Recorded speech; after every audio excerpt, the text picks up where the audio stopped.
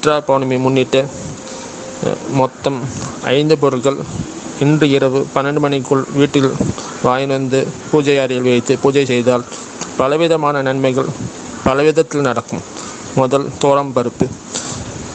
அரை kilo 1 kilo வாங்க முடியலன்னு அட்லீஸ்ட் ஒரு 1/4 கிலோவாவது வாங்கி கொண்டு வந்து வைத்தால் அது மூலமாக சில நன்மைகள் நடக்க வாய்ப்புகள் நிறைய இருக்கிறது. அடுத்தது, அரிசி.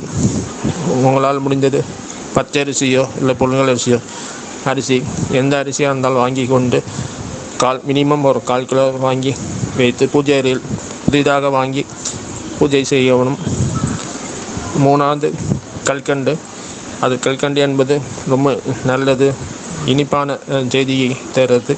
அதனால் அந்த கற்கண்டை வாங்கி பூஜையில் தங்களால் முடிந்தது 1/4 கிலோ முடியாவிட்டாலும் ஒரு 100 கிராமாவது வாங்கி கொண்டு பூஜையில் சேர்க்கும். மற்றும் 4வது பொருள் என்பது கல்லுப்பு.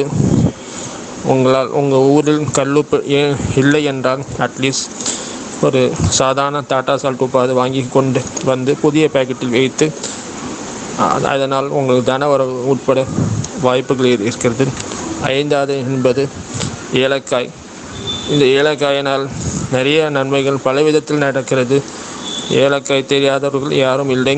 ஏலக்காய் சாப்பிட்டால் மனசுக்கு நிம்மதி மற்றும் அதனால் உங்களுக்கு நிறைய நல்ல விஷயங்கள் வாழ்க்கையில் வாழ்நாள் முழுச்சும் உங்களுக்கு கிடைக்க வாய்ப்புகள் இருக்குது.